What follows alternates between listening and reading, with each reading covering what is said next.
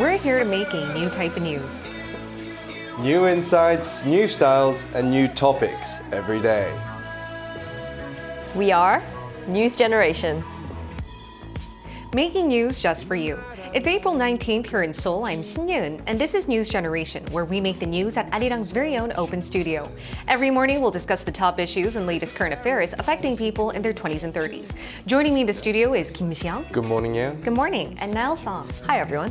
Now, both are here to speak on behalf of those in their 20s and 30s. We're going to start with the news feed, a news feed which covers different hashtags and news items that have been trending on social media over the past 24 hours. Now, the first one is we start with this year's Songkran, the festival marking Thailand's New Year. As one of the biggest holidays in Thailand, people come out on the streets and have water fights. Contrary to its festive intentions, more than 230 people died from car accidents during the holiday season. The number injured increased by roughly 20% compared to last year. Officials said this was partly due to many people trying to go home at the same time after celebrating the holidays. Moving on, Time magazine has compiled a list of the 100 most influential people this year. Olena Zelenska, the First Lady of Ukraine, made it onto the list this year as one of the most prominent leaders. She stood next to others like U.S. Treasury Secretary Janet Yellen and President Joe Biden. The police have started an investigation looking into a teen who committed suicide while streaming live on social media. The female student, whose identity has been withheld, fell from the top of a 19-story building in Gangnam-gu district in Seoul. She streamed the whole process with dozens watching, and the public is demanding that officials crack down on online communities where young netizens like this teen girl could share and even be encouraged to go through with their plans of suicide.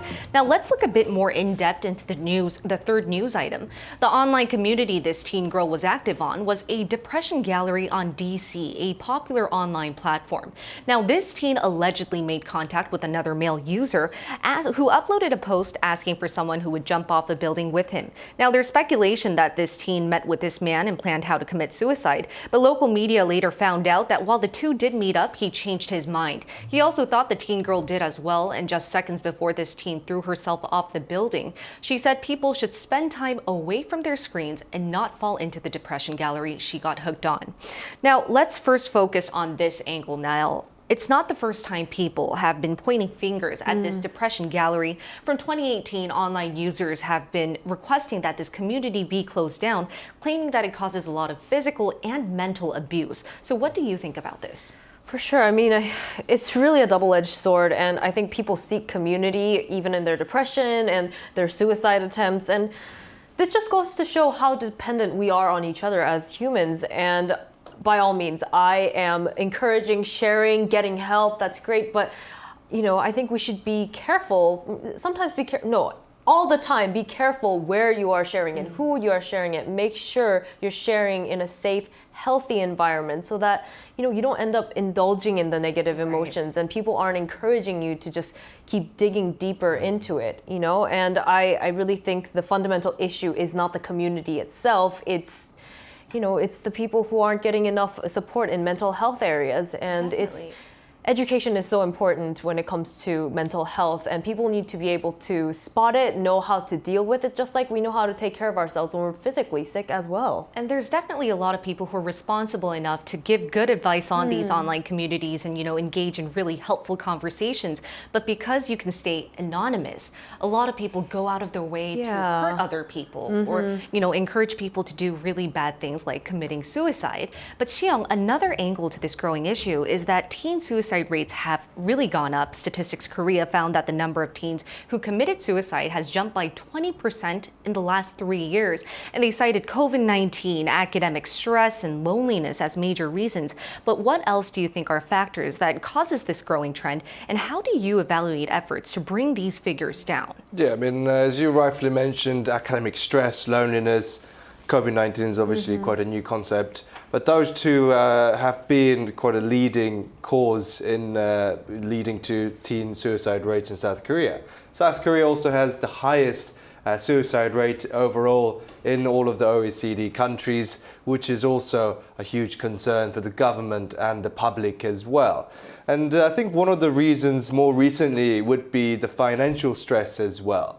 We've seen a few cases very recently where I think it was 3 people in their 20s to 30s taking their own lives over rental house frauds cases where they couldn't get their deposit money back and things like that. and they had to take their own lives because they basically spent all their savings, life savings, on these rental properties. So I think things like that built up the pressure, and the Korean government, especially the National Integration Committee, a presidential advisory committee, actually launched the Special Committee on Overcoming Suicide Crisis at the first special committee meeting this year on the 16th of February.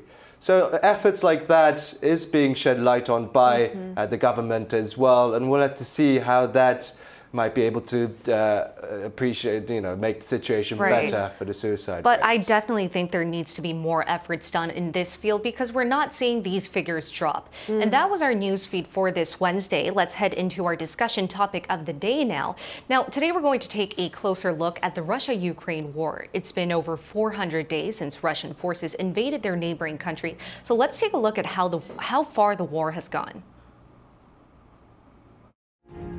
It's been decades since the Second World War divided the globe into two, the Axis powers and Allied powers. But we've seen the world divided yet again, this time between supporters of Russia and supporters of Ukraine. At the start of last year, Russian President Vladimir Putin decided to carry out a, quote, special military operation in Ukraine. Russia had already annexed Crimea in 2014 and supported pro-Russian separatists in Donetsk and Luhansk. But in February 2022, Putin's troops crossed over Ukraine's borders and attempted to capture Kyiv. Unlike Putin's expectations, though, the invasion hasn't been swift and easy.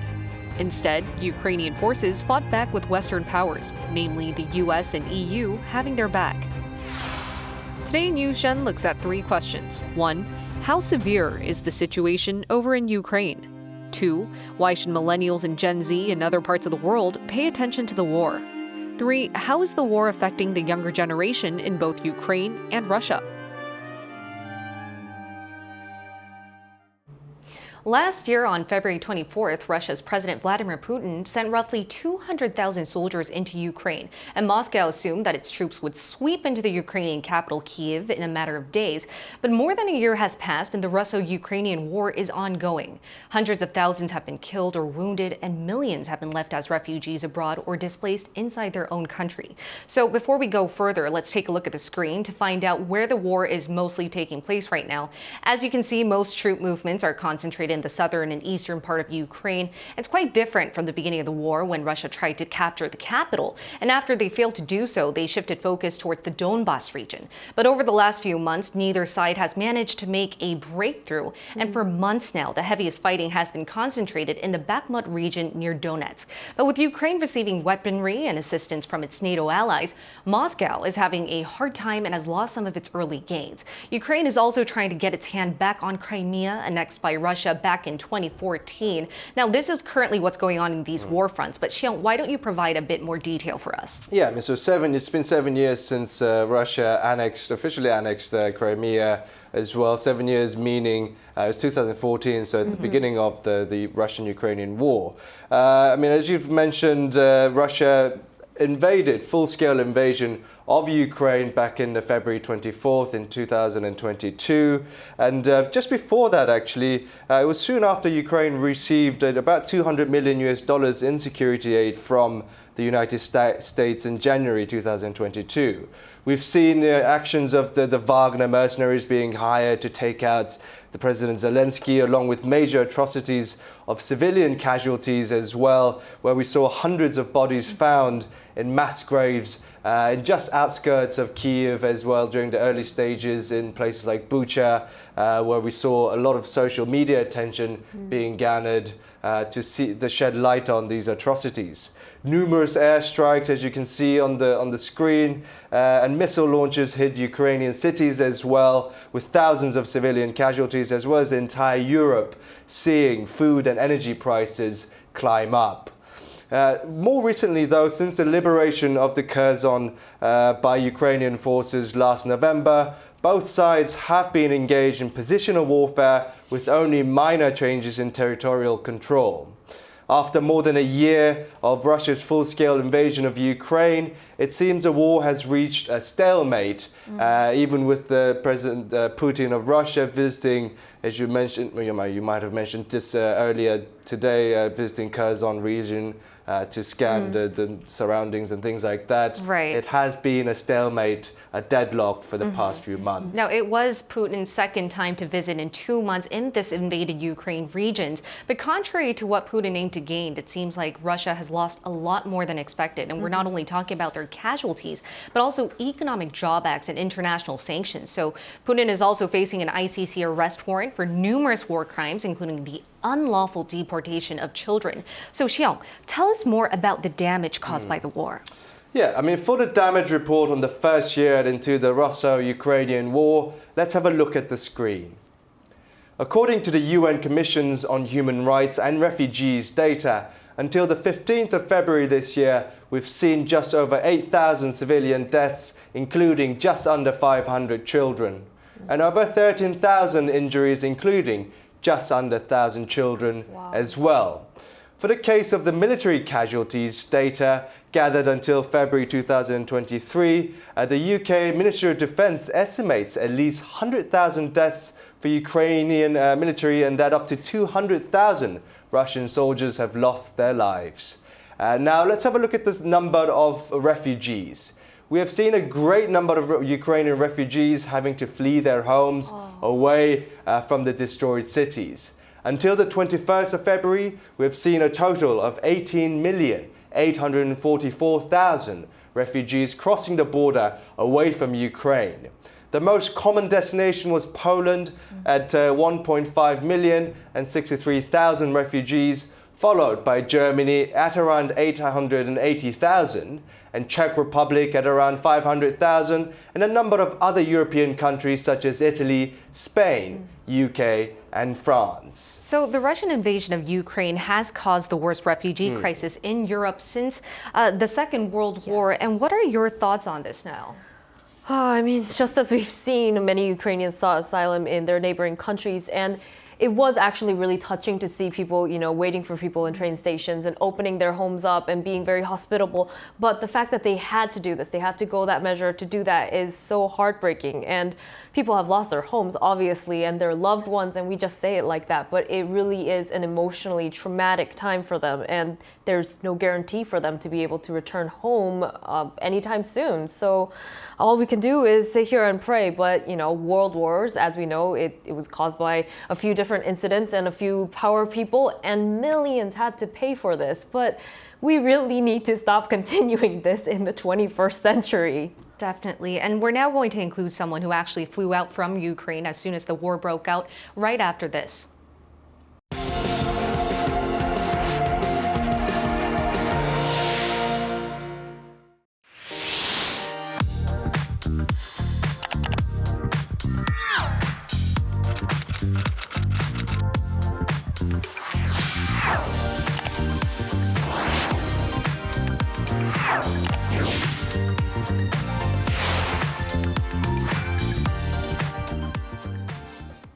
So some of our viewers may have turned a bit numb towards news about Ukraine because we've seen so many stories and headlines on the tragedies for over a year now.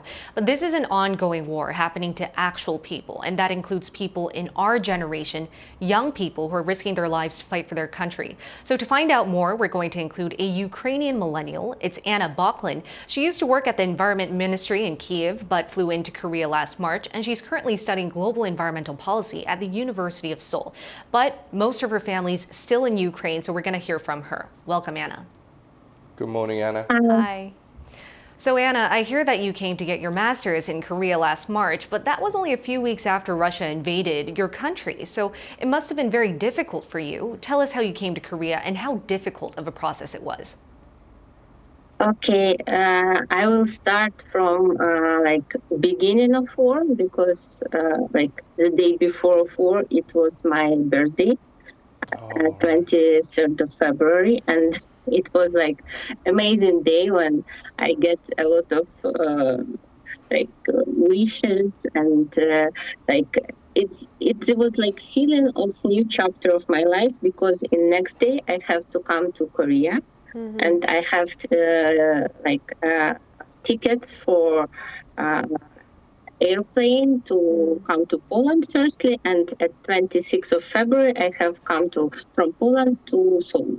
And At 23rd, it was amazing day. I feel like it's like new chapter of my life starting. But in early morning, at 24th, my friend from Kharkiv, it's just near the Russian border, one of the biggest city in Ukraine. She called me and it was, I think, 6 a.m. And she called me and like scream, Anya, how are you? Are you okay? And why you wake me up? Why you call me so early? Are you mad or what happened? And Anya, war is started. And in that, I'm like freeze. And in that moment, I didn't understood. No, it's joke. It's impossible. Like yes, we have war since 2014, but not like full scale without like rockets and aircraft for all our country. Yeah. I see. And I finished this talk and I call my parents and I talk with them like we have some plans for today, but I think all of them are broken. What we have to do, because I was shocked and I even didn't understood what I have to do and how I can to do where I have to move and what happened, what's going on. Right. And my parents think that maybe we can buy like tickets for a bus and I can go to Poland and continue my previous plan, like for coming to Korea for studying, because it was really great chance which I didn't want to lose. Right, and I'm happy that you're here in Korea, but I hear that your family and friends are still in Ukraine. Where are they exactly? And tell us how the situation is like there. Finally, they after they helped me come to Poland, because our plan with bus was not working, and we go like by car without any stops, only for taking fuel, like 4 days, I think. It was awful. Because firstly we didn't think about food and other things, and first 2 days it was at all without any food, and after we find some like some help from volunteers. I see. And now they all are in Kyiv, and when I told them and called them and how are you? And they tell me, oh, we're okay. But in nowadays, okay from Ukrainians, when you hear this, it means only two things: that they are alive and their property is not destroyed. It means okay. So now, in almost like not each day, because now situation it's a little bit calm, more calm than it was previously. So air alarms, and sometimes there is some rocket attacks around all our country. It's not only the borderline which you showed previously at the map. Right. Because almost all our cities have a lot of destroys because of rocket attacks. Definitely. And in our winter season, it was much more awful, because our energy system was almost like 50% destroyed. Right, it was And depleted. yes, and in a huge city as Kyiv, it was crucial, because a lot of new buildings have everything by electricity. Right. And my mom broke her legs in this winter, and it was awful because she even couldn't go to shelter in the time of rocket attack, because we have apartment at 8th floor, and it's impossible to come down with break legs. Right. And We Anna, you're mentioning all the what's actually happening in the war. Thank you so much. You've given us a illustration of what's happening there. But I would now like to ask you the last question. So why did you decide to do an interview with us? I hear that you have something to share with the world for why we need to pay more attention to what's happening there, right? Yes, and I really thankful for you to help us share this information, because for us it's really important. And in nowadays, like in time of globalization processes, we all understood that one country maybe didn't make something great, but with help and with support, we already saw that even in our case, that we can stay, we can continue to fight, and it's really helpful for us. Definitely, we should be helping each other because we are living in a global community. Thank you so much, Anna. We would love to hear from you again soon, but thank you so much. Thank you. Thank you very much, Anna. All right. Now, we also asked what our global viewers had to say on today's topic. So we asked what they had to say on the ongoing war. If you take a look at the screen, Priyanka Chakraborty said pawns in the game are not victims of chance. The young always pay the price. War is stupid. Black Sword said war is always bad because the social and economic standards are negatively affected. And Art said the war is terrible and affects everyone. In Korea, mostly through high inflation, it's always the young generation that sacrifices the most when things go wrong. And now that is why I would like to guide you guys towards the final part of our discussion. And we've just heard from Anna how severe the war is going on, and Anna asked for help from countries like us. As a global millennial yourself now, what would you like to see? How would you like to see the war going? Why would you like to see it end?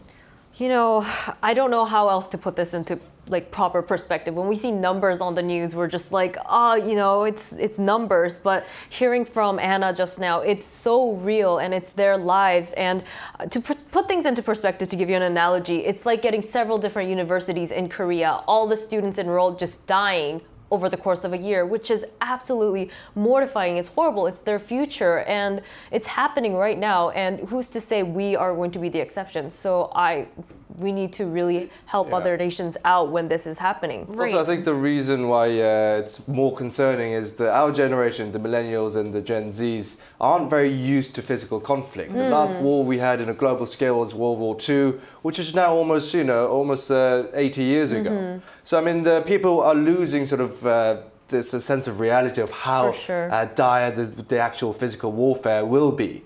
And what we're seeing now isn't just going to be Ukraine-Russian conflict and disappear. This is something that might turn into another Cold War stage where the countries, as you know, the BRICS, BRIC, Brazil, Russia, India, and things like that might gather around China and have another sort of Eastern bloc forming against the Western bloc of Europeans, America, Taiwan, including Japan and Korea as well. And we might see a structural geopolitical tension that might grow in the later stage and cause a havoc for the generation coming as well. So I think it's not just a concern about Russia, Ukraine. I think we should really see what we can do to help the people globally as well. Definitely, because even at this moment, we're seeing young soldiers die and civilians die. So our attention is geared there. And we'll be here every day from 9:30 a.m. to 10 a.m. Korea time, bringing you topics young people are talking about.